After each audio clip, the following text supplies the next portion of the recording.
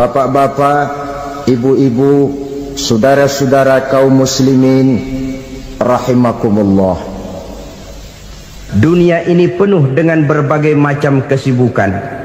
Sejak dari petani yang turun ke ladang, pedagang yang berangkat ke pasar, pelajar yang menuju sekolah, sampai kepada pegawai yang berangkat ke kantor, seluruhnya tidak lain untuk mencari sesuatu yang bernama bahagia.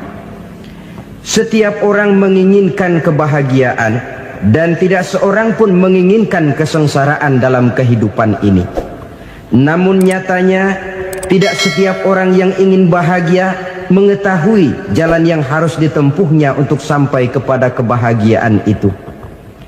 Maka pada kesempatan pertemuan kali ini, saya ingin menyampaikan sebuah hadis dari junjungan kita baginda Nabi besar Muhammad sallallahu alaihi wasallam yang termuat dalam kitab Mukhtarul Ahadits An-Nabawiyah, di mana beliau bersabda, arba'un min sa'adatil mar'i.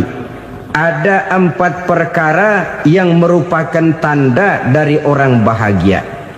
Saya mau tanya, di antara saudara-saudara yang hadir di sini, apa ada yang kepengen jadi orang sengsara?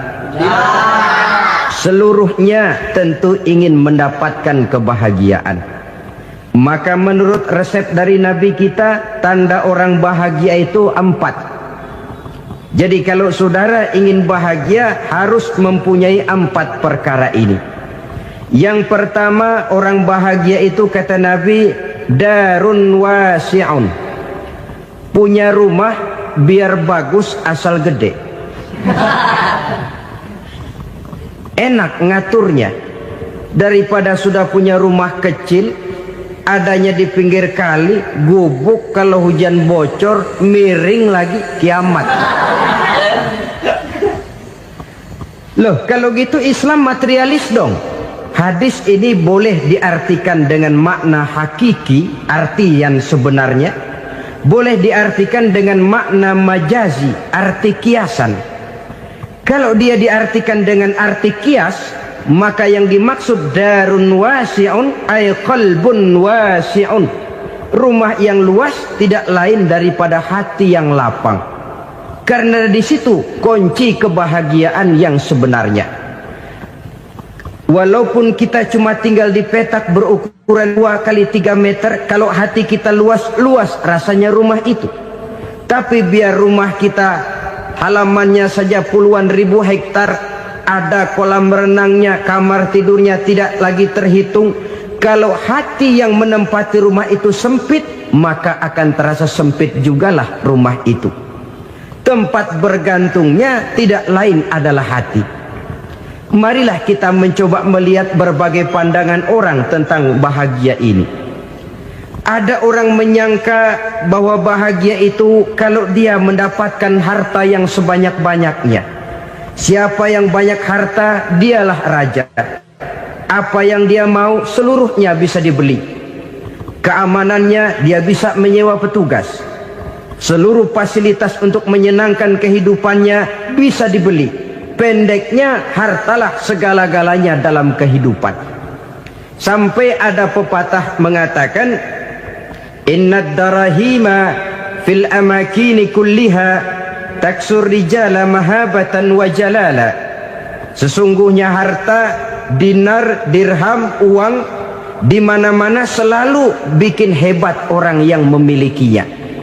Coba lihat, orang yang punya duit sama yang enggak punya duit, jangan gaya hidupnya, gaya jalannya aja lain.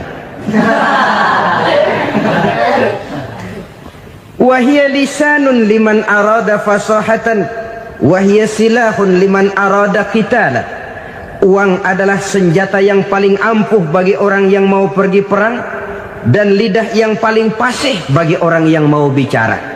Kalau bicara dengan lidah macet, cobalah bicara dengan harta, lancar. Sampai ada pepatah demikian, segalanya bisa diatur dengan harta. Maka di kalangan orang yang berpandangan semacam itu, seluruh kegiatan hidupnya hanya terfokus kepada bagaimana mengumpulkan harta yang sebanyak-banyaknya. tidak peduli halal haram, tidak kenal sore pagi siang dan malam, tidak sempat sujud, jauh dari agama, jauh dari kehidupan yang bersifat ruhaniyah, jauh dari Allah dan sebagainya, sampai dalam Al-Quran dikelompokkan dalam kelompok yang dinamakan lumazah. Allazi jama'a malahu wa 'addadah yahsabu anna malahu akhladah. Mereka mengumpul-ngumpulkan harta sebanyak-banyaknya dan menyangka bahwa harta yang banyak itu dapat mengekalkan hidupnya, mengekalkan kekayaannya, mengekalkan kebahagiaannya. Saudara hadirin yang berbahagia, kalau pandangan hidup ini benar, artinya kalau harta memang merupakan satu-satunya hal yang dapat membuat orang bahagia, tentu di rumah mewah tidak akan pernah ada tangis derita. Tentu di satu tempat di mana fasilitas hidup serba menunjang tidak ada yang namanya penderitaan. Tapi suka dan duka, sedih dan gembira, senyum dan tawa adalah milik setiap orang, baik dia punya harta maupun dia tidak punya harta. Nyatalah bahwa harta semata-mata bukan merupakan jaminan bahwa orang akan bahagia. Walaupun tanpa harta orang sulit untuk bahagia. Saya mau cerita, ada orang super kaya, namanya Aristotle Onesimus, Raja Tanker Yunani. Dia punya kapal tanker saja konon sampai 11 banyaknya. Punya perusahaan penerbangan yang disebut Olympic Airlines. Punya hotel di berbagai kota besar di dunia ini, sejak dari New York, London, Paris, Rome dan sebagainya. Bahkan punya pulau yang dia namakan Pulau Scorpio. Ini kan namanya sudah kaya nggak tanggung-tanggung, punya pulau. Nah, dia punya 2 orang anak, yang satu laki-laki namanya Alexander, yang satu perempuan namanya Maria Onesimus. Seluruh harapannya tertumpah kepada anak lakinya Alexander ini, yang akan meneruskan usahanya, meneruskan kekayaannya, meneruskan dinastinya. Apa yang terjadi? Ternyata anak yang dia harapkan yang bernama Alexander ini mati muda dalam kecelakaan pada waktu dia olahraga. Apa olahraganya? Namanya olahraga anak orang kaya, golongan jet set. Olahraganya olahraga pesawat terbang. Jatuh, ya nggak kapungut, habis mati. Tinggal satu anak perempuannya, Maria Onesimus. Tapi anak perempuan ini juga malah urakan. Terakhir dia pacaran, bahkan kemudian kawin sama orang Rusia. Rupanya Aristotle Onesimus ini broken. Kekayaannya yang berlimpah ruah, perusahaannya yang begitu banyak, siapa yang akan meneruskan? Siapa yang akan menggantikan?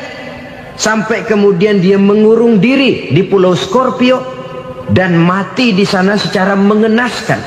Seorang multi jutawan, seorang yang super kaya, mati menyendiri di pulau sepi. Ibarat kata pepatah, anak ayam mati di lumbung. Bukan kekurangan makanan, keurugan makanan. Begitu kehidupan Aristotle Onesimus. Dan banyak orang-orang yang sudah demikian kaya sampai dibingungkan oleh kekayaannya sendiri. Telusurilah kehidupan David Rockefeller misalnya, Henry Ford misalnya, Adnan Khashoggi misalnya. Multi jutawan yang kadang-kadang dibuat keder oleh kekayaannya sendiri. Pantas ketika Imam Ali ditawarkan orang, "Ya Ali, kalau kepadamu disuruh pilih ilmu atau harta, kau pilih mana?" Ya jelas pilih ilmu dong. Kenapa? Pertama, ilmu kalau kita berikan kepada orang lain tambah. Tapi harta kalau kita berikan kepada orang lain kurang. Saudara punya uang 10.000, dibagi orang 5.000, jelas uang saudara berkurang. Tapi saudara punya ilmu, diberikan kepada orang lain bisa, saudara pun makin mantap. Tidak lantas jadi bodoh karena ngajarin orang. Saudara bisa Fatihah lalu mengajarkan orang Fatihah. Orang bisa, saudara pun makin hafal. Tidak lantas setelah diajarin orang ilmunya hilang. Begitu datang dia minta orang, tolong ajarin saya Fatihah. Udah habis, nggak ada.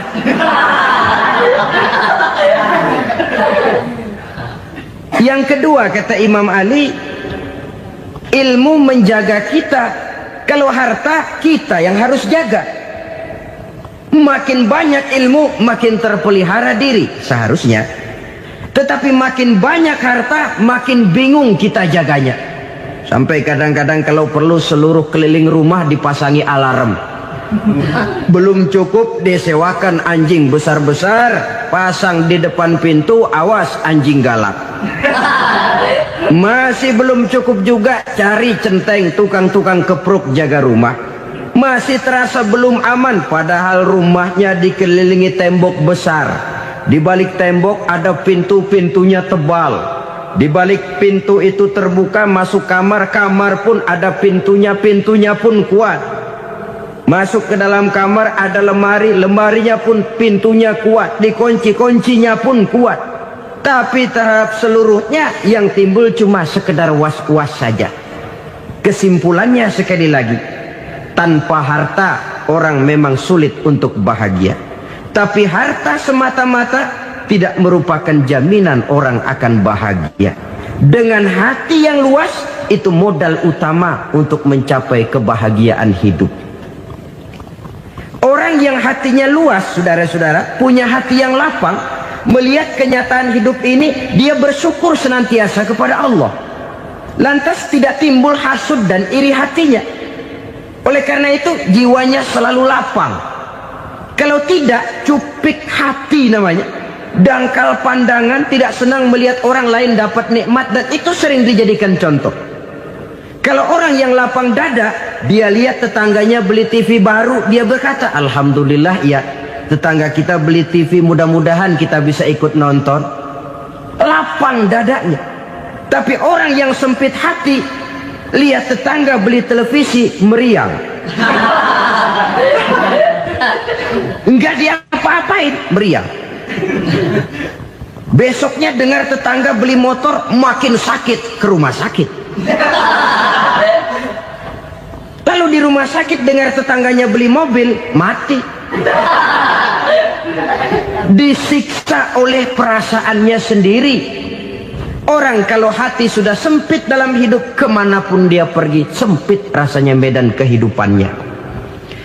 Kemudian kita melihat juga ada orang yang menilai bahwa bahagia itu katanya kalau punya kedudukan yang tinggi, pangkat yang agung, wibawa yang besar. Mungkin betul, tapi mungkin juga tidak. Bergantung kepada hati orang yang punya pangkat itu. Sama dengan harta tadi. Harta akan membawa bahagia kalau dia jatuh ke tangan orang yang berhati lapang. Tapi harta akan jadi bencana kalau jatuh ke tangan hati orang yang sempit. Pangkat akan membawa bahaya kalau jatuh di tangan hati orang yang sempit. Lebih dari itu, kenyataan mengajarkan kepada kita bahwa ternyata pangkat dan jabatan tidak selamanya memberikan kebahagiaan dalam kehidupan. Bahkan resikonya kelewat besar. Beberapa bukti kita bisa ambil dari para pemimpin dunia yang menjadi korban lantaran pangkat dan jabatan yang disandangnya. Saudara ingat Presiden Abraham Lincoln dan John Kennedy dari Amerika? Dibunuh orang.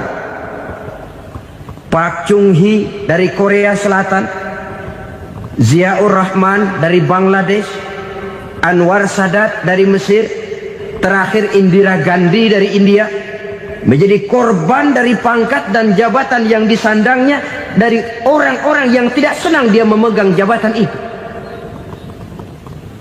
Dia akan mudah mengundang bencana. Sehingga pantas kalau seorang presiden terkemuka Amerika, Harry Truman namanya, dia mengatakan jabatan presiden itu, kata dia, seperti orang nunggang macan, naik macan. Harus kita taiki, kalau enggak dia bakal nerekam kita, ngeri katanya. Adapun orang yang hatinya lapang, Kalau dia menerima pangkat dan jabatan, dianggapnya itu satu kesempatan untuk berbuat baik. Tapi orang yang berhati sempit, menerima pangkat dan jabatan, bukan kadang-kadang menerima, malah berusaha setengah mati mencapai dengan segala cara. Kalau perlu jilat atas, jilat atas. Jadi golongan sumuhun dawuh.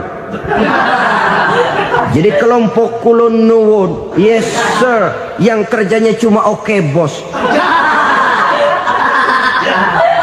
Kalau perlu jilat atas, jilat atas. Kalau perlu injak yang bawah, injak yang bawah. Perlu sikut kiri kanan, sikut kiri kanan. Yang penting pangkat dapat, jabatan dapat. Orang yang semacam ini, kalau sudah mempunyai pangkat dan jabatan, biasanya dia tidak menganggap itu sebagai amanah, tidak menganggap sebagai kesempatan berbuat baik, tapi malah kesempatan untuk memperturutkan hawa nafsunya yang dilatar belakangi oleh kesempitan hatinya tadi. Apalagi kalau orang memperoleh pangkat karena banyak mengeluarkan uang. Seakan-akan pangkat dan jabatan itu sekarang macam proyek, pakai tender. Siapa yang berani bayar segini naik, nggak berani minggir. Padahal logikanya, kalau orang mencapai satu jabatan karena banyak mengeluarkan uang, hampir bisa dipastikan bahwa setelah jabatan itu dia pegang, langkah pertama yang akan dilakukannya ialah berusaha bagaimana uang yang dia keluarkan supaya kembali. Ya paling kurang pulang modal dulu dong. Soal mikirin rakyat soal nanti, tapi ini modal harus pulang. Itu celakanya kalau orang memperoleh pangkat dan jabatan cuma karena banyak mengeluarkan uang. Jarang orang yang mempunyai keyakinan dan pandangan bahwa pangkat dan jabatan merupakan amanah. Jadi sekali lagi, pangkat dan jabatan mungkin saja membawa kebahagiaan kalau jatuh ke tangan orang yang berhati lapang. Tapi bisa jadi bencana kalau dia jatuh ke tangan orang yang mempunyai hati yang sempit. Dan lagi-lagi stresnya hati yang lapang. Lalu sebagian orang, saudara, ada yang berpandangan katanya bahagia itu kalau jadi orang terkenal, mempunyai popularitas, menjadi idola di kalangan remaja, di kalangan orang tua, di segala lapisan masyarakat. Padahal makin populer orang, makin terikat dia. Ya kalau macam kita ini kan nggak punya nama, nggak populer, tengah malam buta mau nongkrong di warung Tegal aman. Tapi pangkat, jabatan, kedudukan, popularitas menyebabkan kita diikat dengan berbagai macam peraturan. Cuma mandi sama ke WC saja yang nggak dikawal.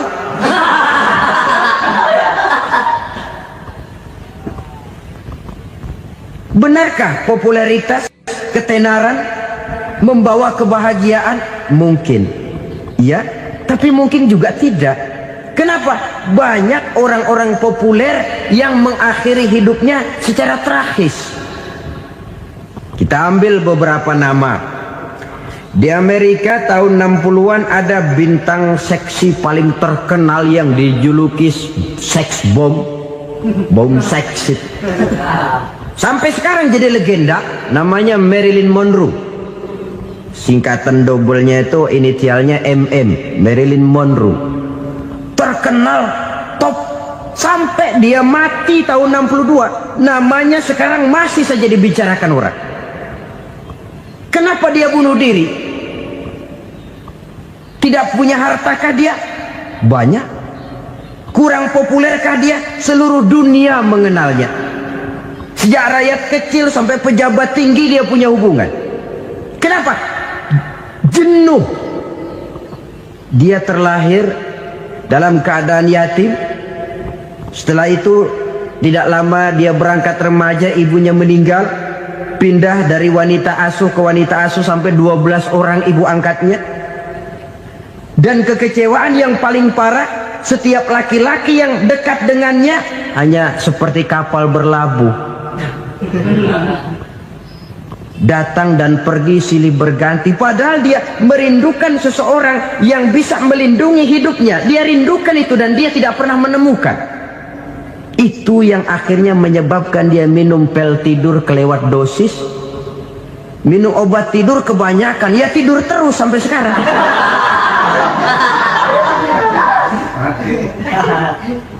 Dia mengakui, saya telah memiliki ketenaran, tapi saya tidak pernah hidup dalam ketenaran itu. Saya pandai main sandiwara, tapi saya ingin hidup dalam alam yang real sebagaimana umumnya orang. Itu yang dia rindukan.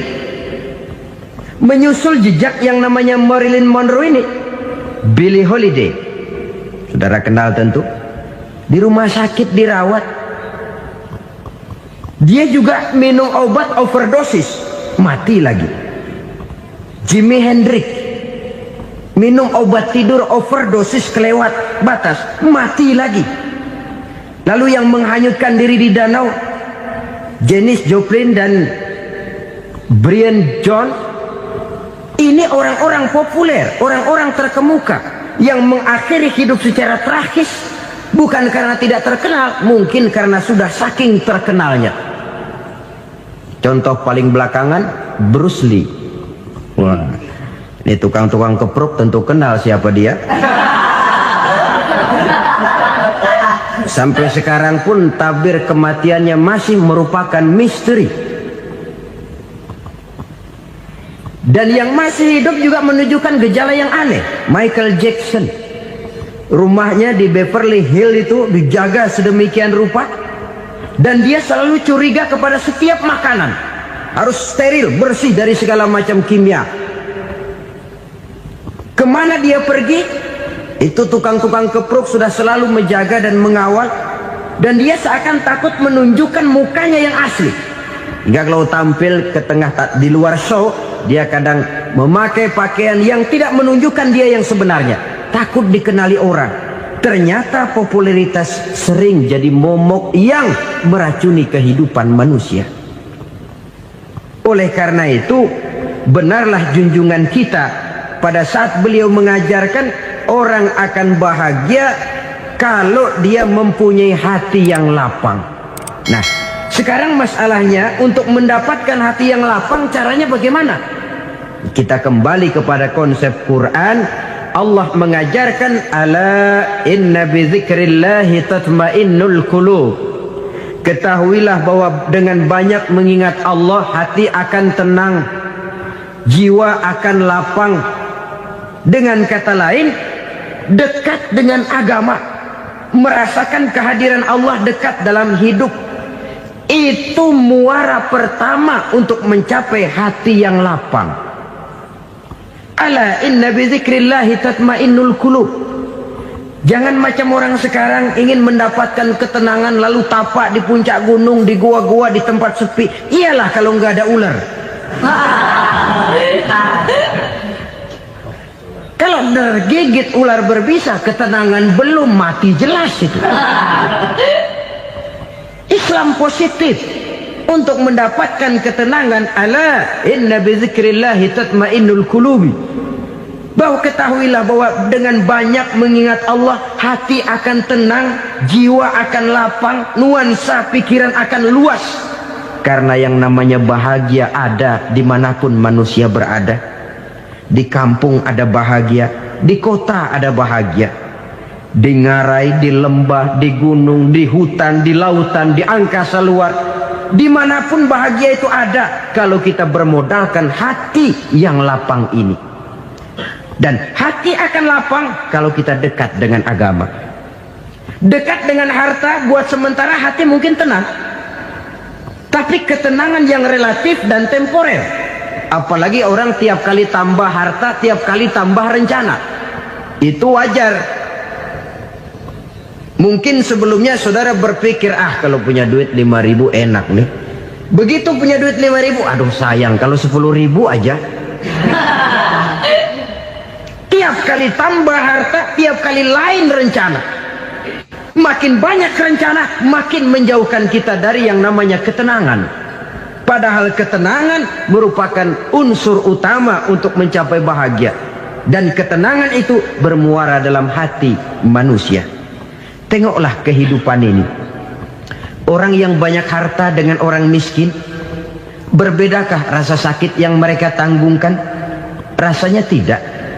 Walaupun si kaya tidur di kasur empuk berselimutkan sutra mahal, sementara si miskin meringkuk di balai bambu yang keras dan kasar.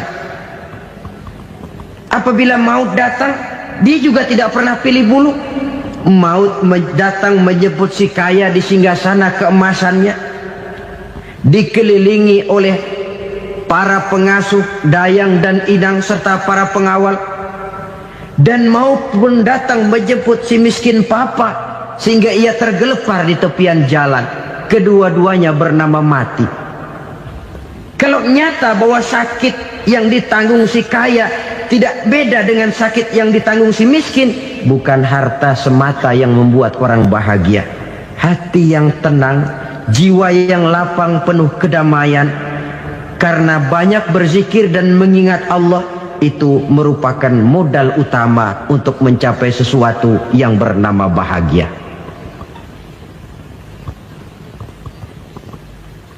Saudara hadirin yang saya hormati, inilah yang pertama dari 4 ciri yang digambarkan oleh Nabi tentang tanda-tanda orang bahagia.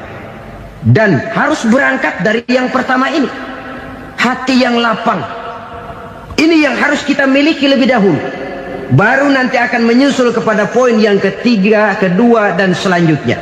Sebab kalau hati sudah terisi dengan jiwa yang lapang, seluruh persoalan insya Allah akan bisa kita atasi dengan sebagaimana mestinya.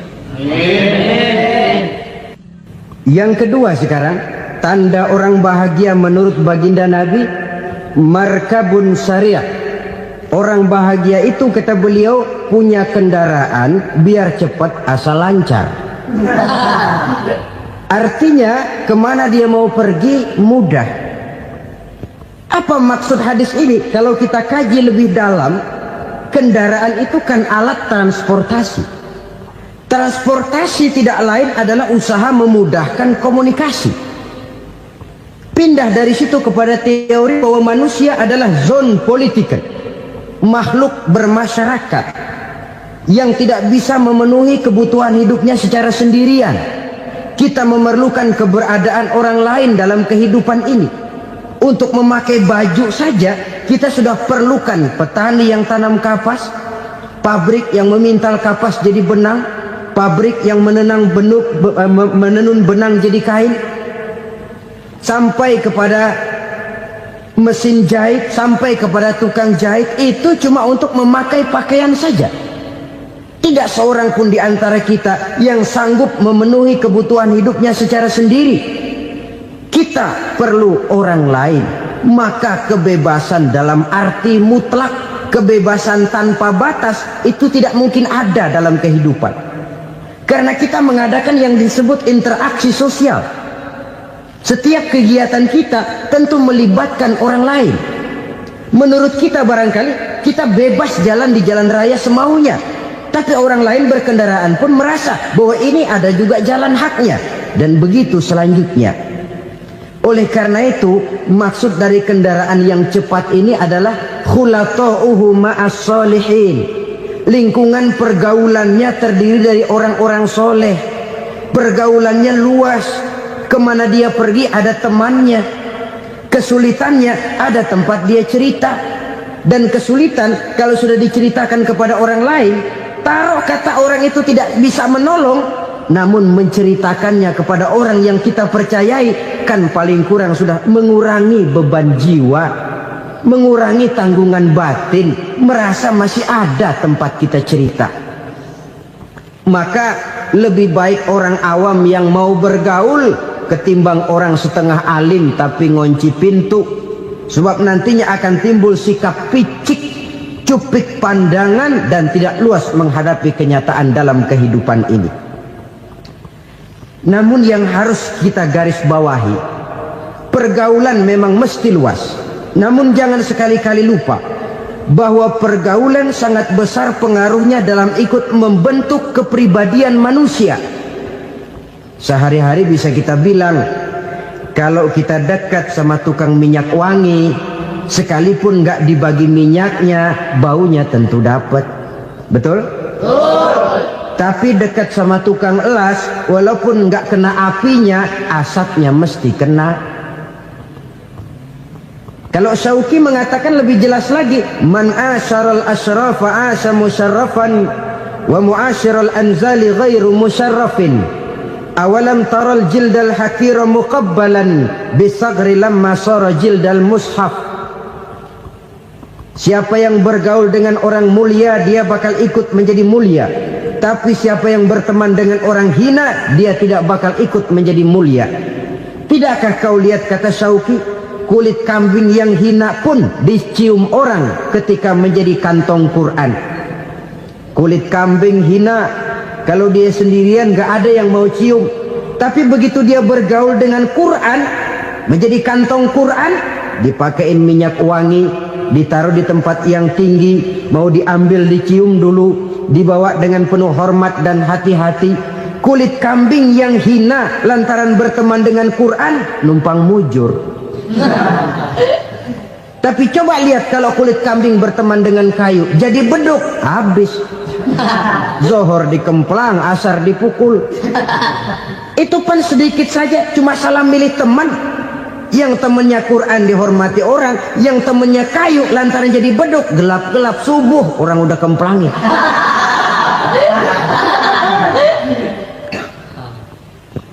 Maka terutama kepada adik-adik remaja yang masih mencari identitas diri, yang ibarat kaset masih kaset kosong, mudah diisi oleh apapun, pandai-pandailah memilih teman dalam bergaul.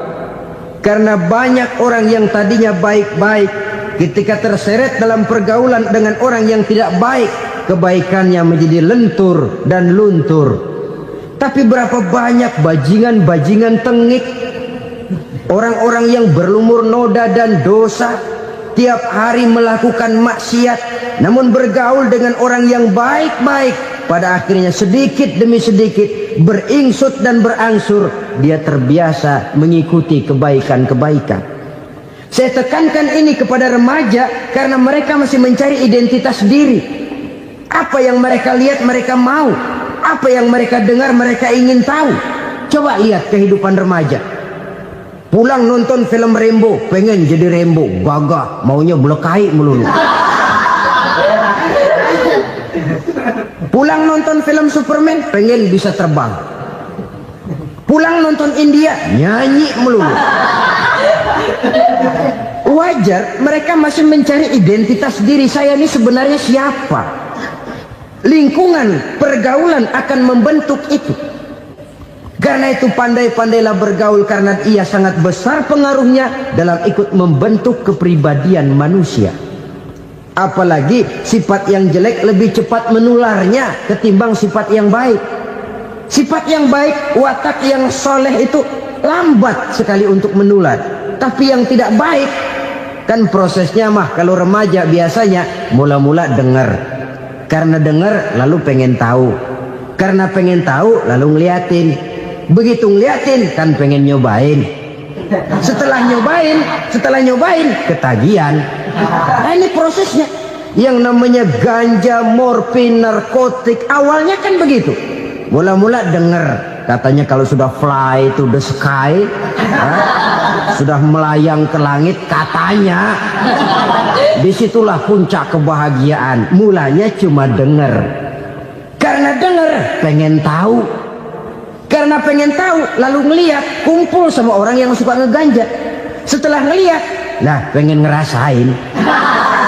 Begitu ngerasain enak juga, ketagihan. Kalau sudah ketagihan jadi penyakit kronis, bisa merembet kepada yang lain. Iya, kalau orang tuanya mampu untuk beli morfin, beli ganja. Kalau tidak kan pikirannya ngayap, jemuran siapa ya gue sambet. Timbullah perbuatan-perbuatan negatif yang bermula dari salah pergaulan. Apalagi buat adik-adik remaja yang tinggal di kota-kota besar, yang pengaruh budaya, pengaruh kesenian, pengaruh struktur kehidupan yang nampak makin individualistis, di mana persaingan tajam, tensi ekonomi tinggi, orang mudah mengalami stres. Pandai-pandailah dalam bergaul, sekali lagi, karena ia sangat besar pengaruhnya dalam ikut membentuk kepribadian manusia. Orang bahagia punya kendaraan yang cepat, artinya punya pergaulan yang luas, dan lingkungan pergaulannya terdiri dari orang-orang yang soleh. Kemana dia pergi, ada teman. Kesulitannya, ada tempat dia cerita. Tapi kalau sudah menyendiri, hidup sendiri, kesulitan dipikiri sendiri, bisa mati belum waktunya. Tidak ada tempat berbagi rasa, tidak ada tempat bercerita, tidak ada tempat mengurangi beban dalam kehidupan. Pantas betul kalau Islam sangat menggalakkan dan menganjurkan orang kalau sudah sampai waktunya itu untuk melangsungkan nikah. Kata Nabi, ya ma'syaras syabab man istata'a minkumul ba'at falyatazawwaj. Hai para pemuda, kalau sudah mampu memberi nafkah, kawinlah, nikahlah kamu. Kenapa? Sudah ada teman hidup, tempat berbagi rasa. Kesulitan kalau ada tempat cerita akan lebih ringan ketimbang kita telan sendiri, walaupun bobot kesulitannya sama beratnya. Saudara-saudara kaum muslimin rahimakumullah, inilah ciri yang kedua, punya kendaraan biar cepat asal lancar.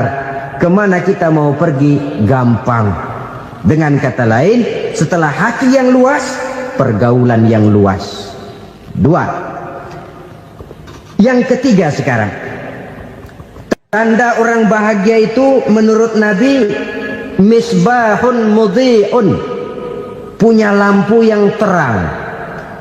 Oh, itu enggak problem. Sekarang sudah zamannya listrik masuk desa, Pak. Lampu sudah terang semua. Betul, kalau itu yang dimaksud. Tapi tidak cuma itu. Karena lampu yang dimaksud di sini, lampu yang akan menerangi seluruh perjalanan hidup. Dan perjalanan hidup itu sudah dimulai sejak kita terlahir ke alam ini, sampai masuk ke alam barzah, kumpul di padang mahsyar, sampai ke akhirat. Lampu yang menerangi itu yang diperlukan. Kalau lampu, katakanlah yang paling top sekarang kan lampu jenis Mercury. Taruhlah itu di rumah kita, dia cuma menerangi rumah kita, menerangi hati pun tidak sanggup. Bila kita masuk ke alam barzah, alam kubur, sanggupkah si Mercury yang begitu terang menerangi alam barzah kita? Tidak sanggup lagi. Sanggupkah lampu yang ratusan watt, bahkan puluhan ribu watt menerangi kehidupan di padang mahsyar? Tidak akan sanggup lagi. Kalau demikian, yang dimaksud lampu yang terang di sini apa? Tidak lain amal soleh, kebajikan yang kita lakukan dalam hidup. Itu yang akan jadi lampu penerang. Di dunia nama kita akan terang, jasad kita boleh hancur terkubur tanah, tapi nama kita akan dikenang orang. Begitulah kalau orang meninggalkan kebajikan dalam hidup seperti sekarang.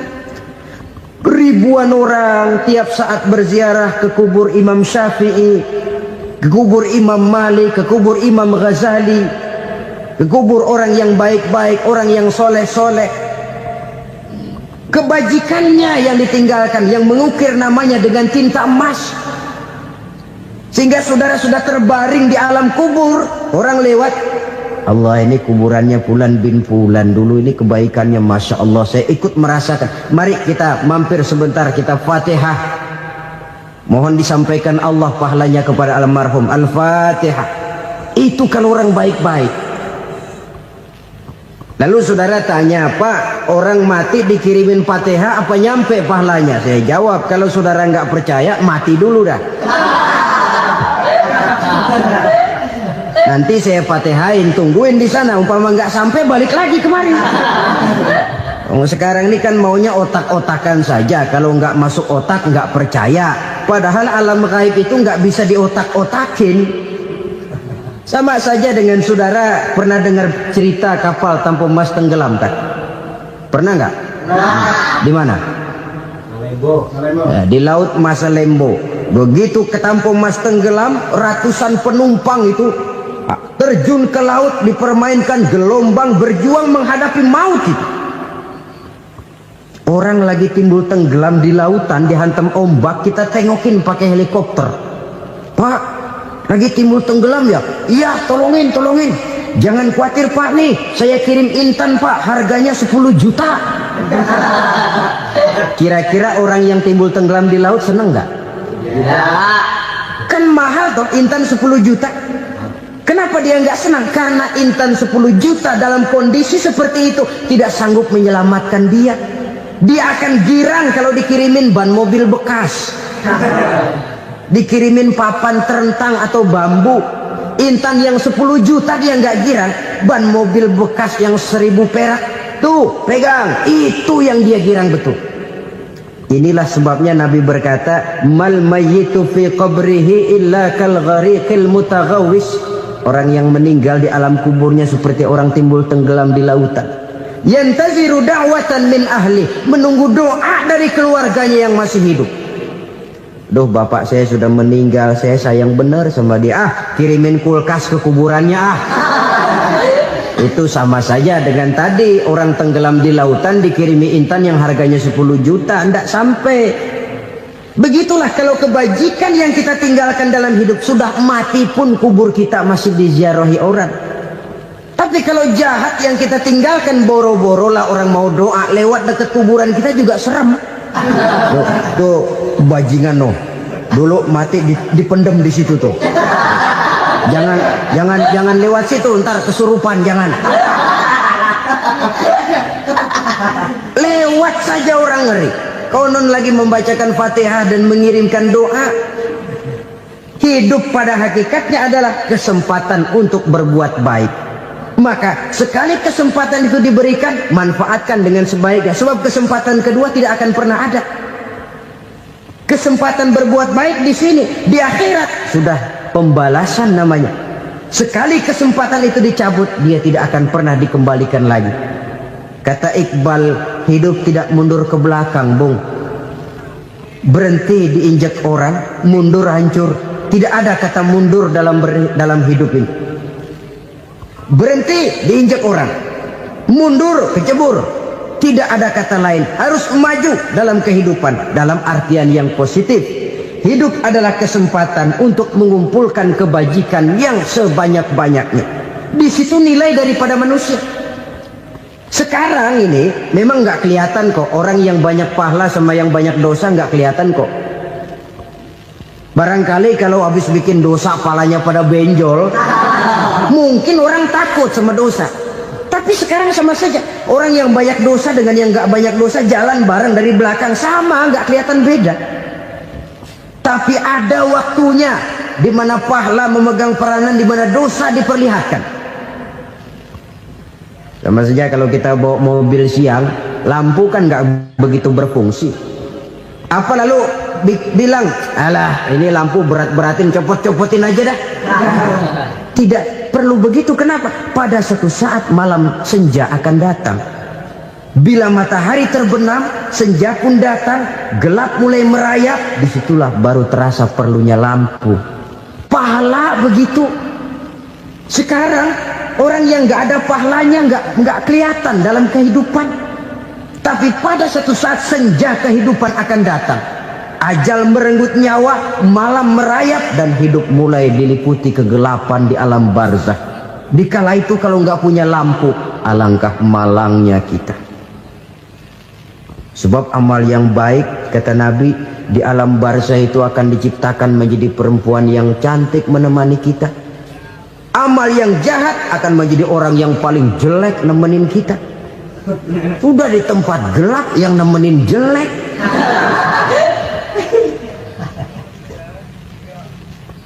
Kaum muslimin rahimakumullah.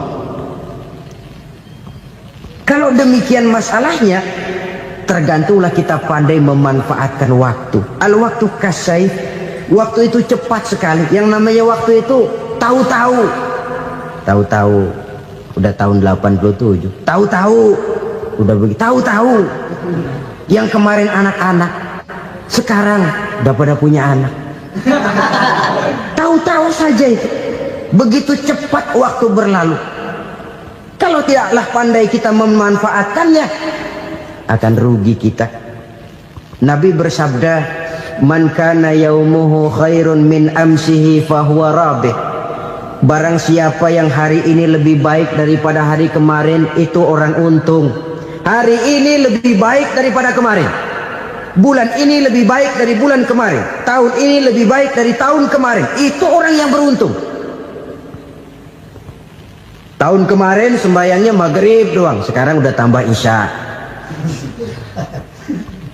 Tahun kemarin cuman Idul Fitri aja ngancem bener, sekarang udah tambah Jumat, lalu tambah lagi maghrib, tambah lagi isya, dan selanjutnya. Hari ini lebih baik daripada kemarin, itu orang yang beruntung.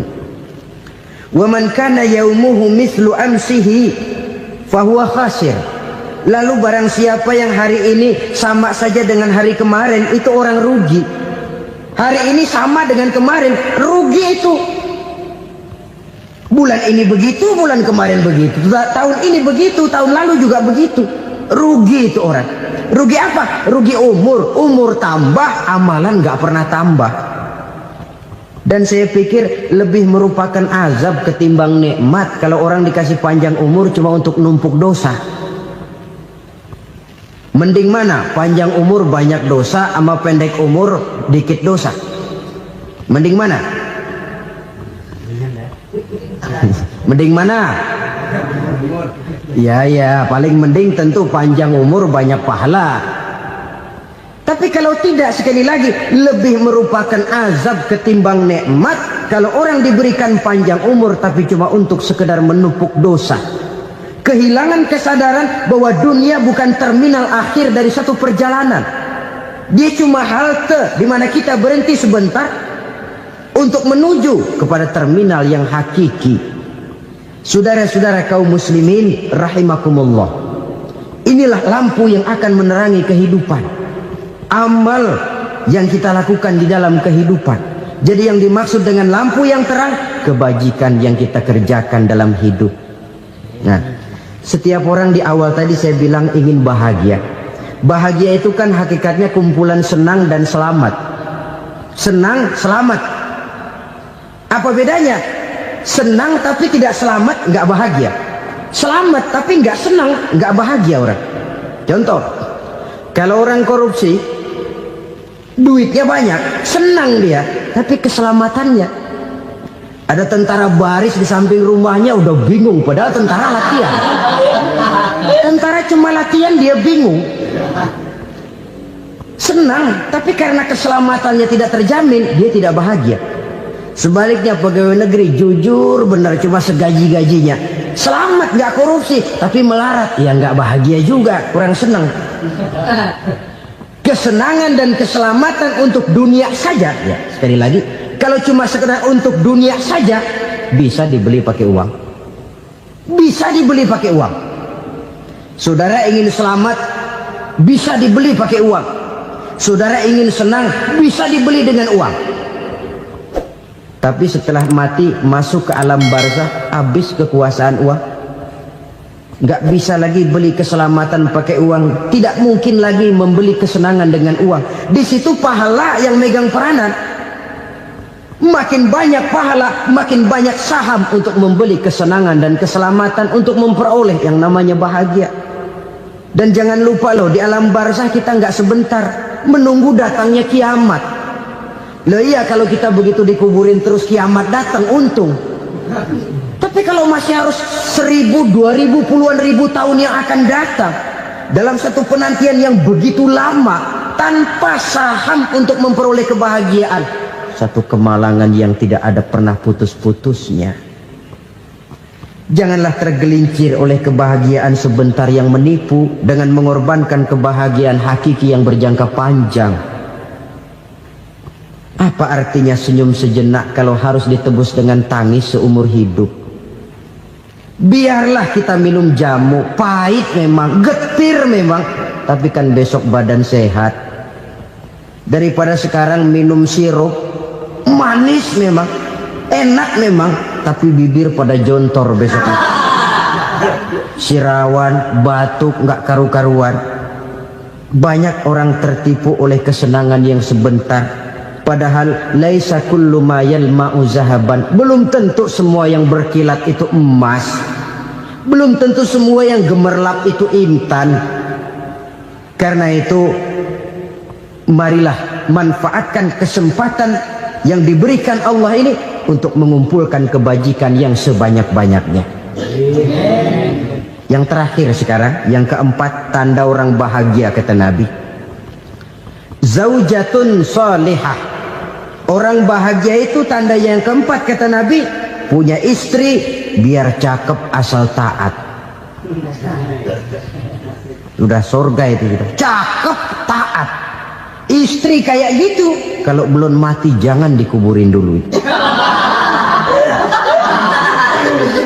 Sudah cakep taat lagi, tapi kadang-kadang enggak, udah jelek ngadat melulu. Apa yang mau dipilih?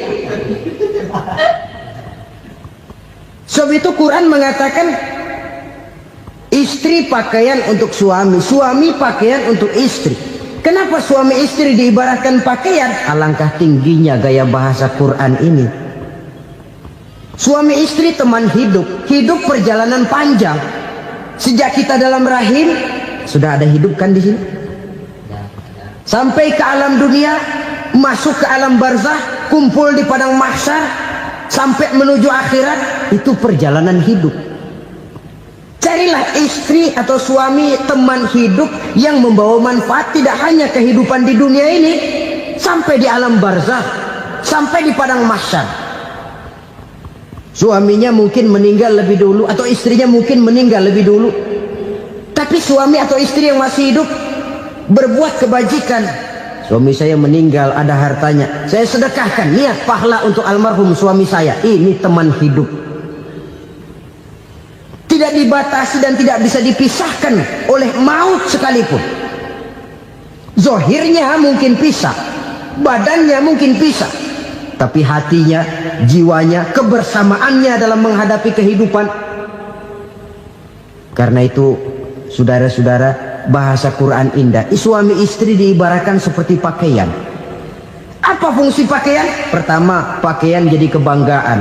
Artinya, suami harus menjadi kebanggaan istri, istri harus jadi kebanggaan suami.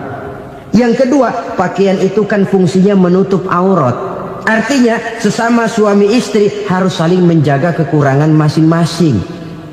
Jangan malah sesama suami istri saling membongkar rahasia dan aibnya sendiri-sendiri. Istrinya diceritain jeleknya di mana-mana, atau suaminya dibongkar rahasianya di pasar umum. Itu sudah tidak lagi berfungsi sebagai pakaian. Kenapa semua ini diperlukan? Karena kita menyadari bangsa yang baik terdiri dari masyarakat yang baik. Masyarakat yang baik merupakan susunan dari warga yang baik.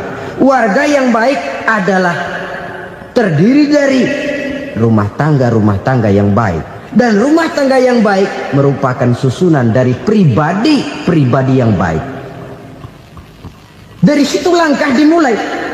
Membangun satu bangsa yang baik diawali dengan membangun rumah tangga yang baik, dengan menciptakan pribadi-pribadi yang baik.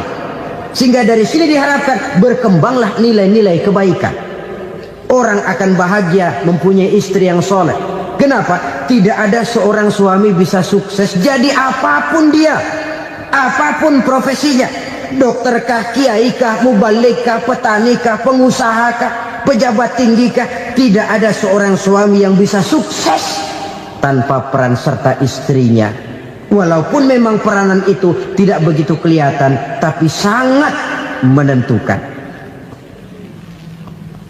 Karena itu, saudara hadirin yang saya hormati, Islam sangat menghargai kaum wanita, memberikan kedudukan yang tinggi sepanjang tidak mematikan kodrat kewanitaannya.